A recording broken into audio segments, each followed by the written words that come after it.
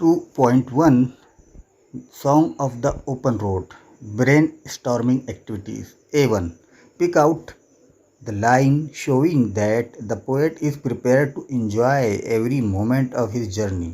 यानी वो लाइनें हमको नज़म की निकालना है जिसमें शायर बताता है कि उसने हर लम्हा ज़िंदगी का क्या किया है, लुत्फ़ अंदोज़ हुआ है, उससे लुत्फ़ उठाया है।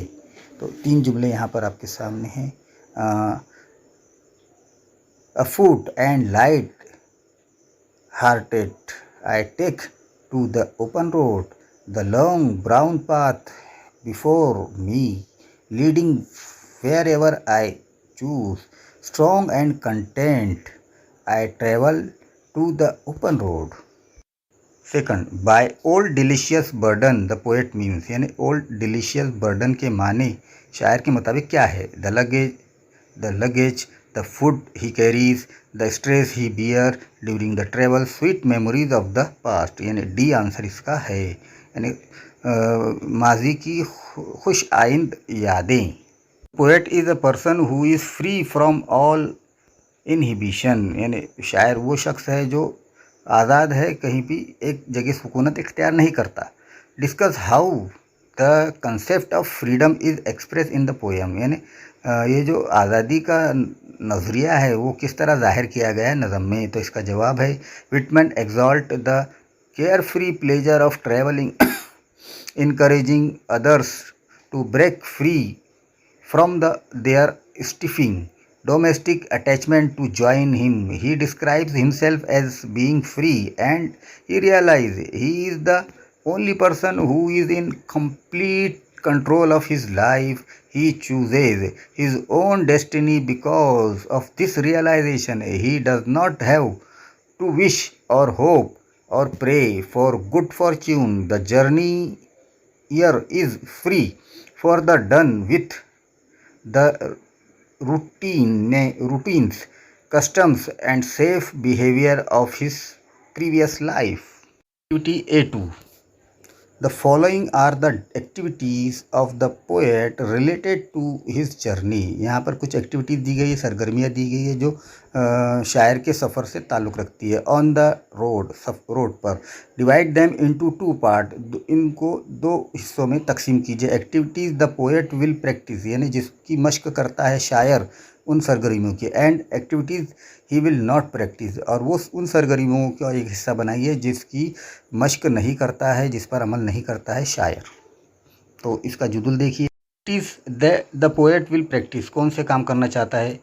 Carrying the fond memories of good people, creating contact with famous and influential people, reflecting and developing his own self. और कौन से सरगर्मियों पर अमल नहीं करना चाहता है? तो walking along the road though he does not know where it reaches. B. Complaining about the discomfort during the journey, praying for good fortune. Right down the trait the poet exhibit through following line.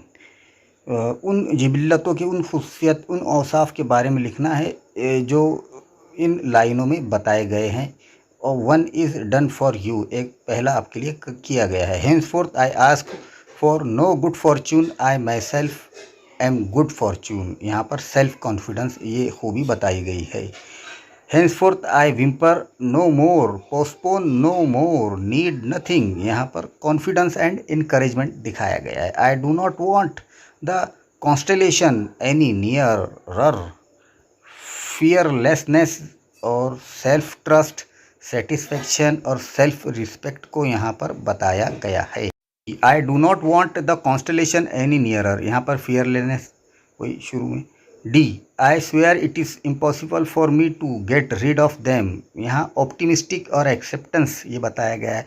I am filled with them, I will fill them in return. इस line में कौन सी खूबी है? Will power और optimism बताया गया है. Healthy, free and world before me, यानी सेहत, आज़ाद, सेहतमंदी, आज़ाद दुनिया मेरे सामने. Express your views regarding the above line, आपके ख्यालात का इजहार करना है इस लाइन को ध्यान में रखते हुए. The poet is on the journey of his life. He says that there is no tension for making his journey happy. Additionally, the poet recognizes that it is he who is control of his journey. The world before him is democratic, healthy, and liberal. He will choose where the path will take him on his journey for his self development. A3.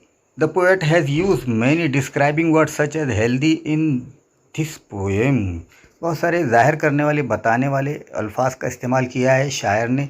Make a list of, उनकी यादी बनाई and classify them as, और उनकी जमातबंदी कीजिए. पहला free world, free, healthy, sufficient. दूसरा for himself, light hearted, good fortune, whimper, strong, content. C for the road, road के लिए, फ्री, लॉन्ग, ब्राउन पाथ. ये अल्फाज का इस्तेमाल किया है. A4 एक्टिविटी का दूसरा पार्ट है the road in the poem does not mean only the road to travel, यानी सफ़र करने वाली जो सड़क है उसका, इसका मतलब यहाँ पे सफ़र करने वाली सड़क का नहीं है.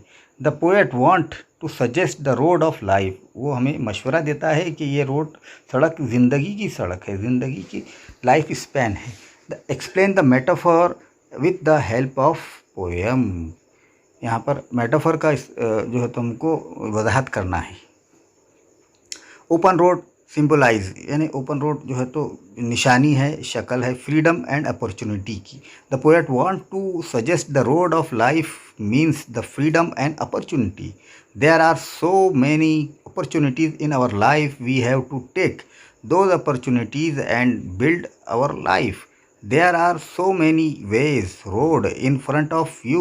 In this poem, Whitman celebrates the out of door and the road is in particular as a space where men can come together in a meaningful way, where status and social makers matter less. A road is something everyone uses, whether they are rich or poor, and it forces all level of people to associate with one another. The road furthermore signifies mobility. Take the road to somewhere new.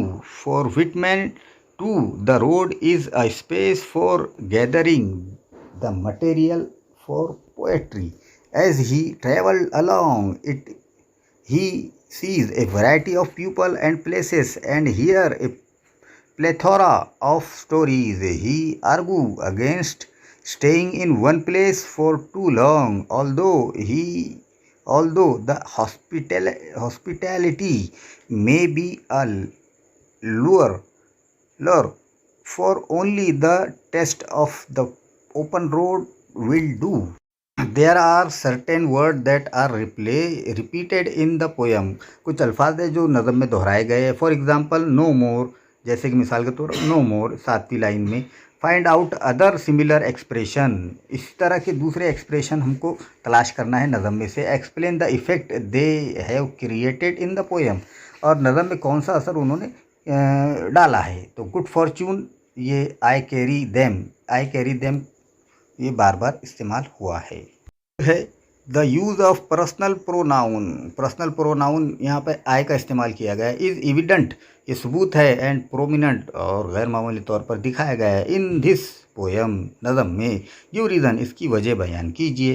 The pronoun I of the poem could not be merely the wanderer. It could be Whitman himself, the reader, and everyone, or he is a type of the all human race. It makes the universal appeal. 5 activity है. Write 4 to 6 line of free verse on the topic. 4 से 6 लाइनें आपको लिखना है free verse पर. The road that leads to my college.